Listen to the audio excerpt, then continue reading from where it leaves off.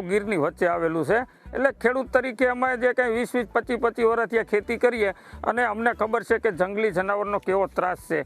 જ્યારે કોઈ પણ ઉત્પાદન વાવીએ તો ત્યારે અમારે દી હાથમાંથી દી વગા સુધી ખેતરે રહેવું પડે. નહીંતર જે જનાવર છે, ભૂંડ છે, રોજ છે, પહુ છે, હેમરા છે, શેઢાયડા છે, આવા 7-8 પ્રકારના જનાવર આવે. એકને તગડોતા બીજું આવે ને બીજાને તગડોતા ત્રીજું આવે. એટલે અમારે તો આ જ રીતની આખી રાત તો આમનામ કાઢવી પડે. અમારો પ્રશ્ન એવો છે કે અમે ખેડૂત છીએ અને ખેતી કરીએ છીએ, તો અમારે અહીંયા રખોલાનો બહુ મોટો પ્રશ્ન છે. તો રખોલા બાબતે સરકારે કંઈક વિચારવું જોઈએ. અમે વર્ષોથી માંગ કરીએ છીએ કે અમારે આ હિંસક પ્રાણીનું રખોલું લાગે છે તેના માટે કંઈક વ્યવસ્થા કરો, તો સરકાર કંઈ ધ્યાન આપતી નથી. અમે અત્યારે વાહુપું કરવા જઈએ તો ગ્રુપમાં જવું પડે છે કે હિંસક પ્રાણી હોય તો અમે એકલા જઈએ તો કોઈ હુમલો કરે અચાનક તો શું બચાવ કરવો.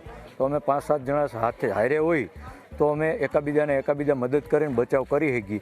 એવી રીતે અમે જેમ આપણે બધાને ખબર છે કે આપણે જે ગીર વિસ્તાર છે, ગીરને ફરતેનો જે જંગલ વિસ્તાર છે, ગિરનાર છે, બધી જગ્યાએ વન્ય પ્રાણી મુક્ત વિચરણ કરે છે, ફરે છે.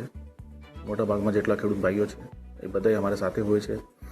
અને અજાણ્યામાં કઈ વાર એવું બનાવ બની જાય છે જેમાં માનવ અને વન્ય પ્રાણી વચ્ચે ઘર્ષણ થતું હોય છે. એના માટે અમે વારંવાર ખેડૂત ભાઈઓ સાથે પણ અમે વાતચીત કરીએ છીએ. ખેડૂત ભાઈએ પોતે પણ આ જાણ્યા જ છે, એમ બધાને ખબર જ હોય છે કે આ વિસ્તારમાં સિંહ છે, દીપડાઓ છે.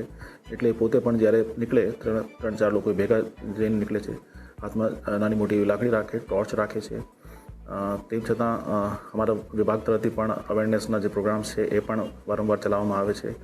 આપણા રાજ્ય સરકાર દ્વારા એક તારની વાડની યોજના છે અને સોલાર ફેન્સિંગની એમ 2 યોજના છે કે જેથી કરીને પાકને નુકસાન કરતા જે પ્રાણીઓ છે, ભૂંડ હોય, નીલગાય હોય, તો પાકને નુકસાન ન થાય તેને માટે ફરતી વાડ કરવાની યોજના સરકારશ્રીએ દાખલ કરેલ છે. એમાં સોલાર ફેન્સિંગની જે યોજના છે એ વ્યક્તિગત ખેડૂતો કરી શકે અને તારની વાડમાં વ્યક્તિગત હોય પણ 2 હેક્ટરનો એરિયા એટલે કે વિસ્તાર એ ઓછામાં ઓછો આપણે જૂથ બનાવવાના રૂપે કરવાનો થાય.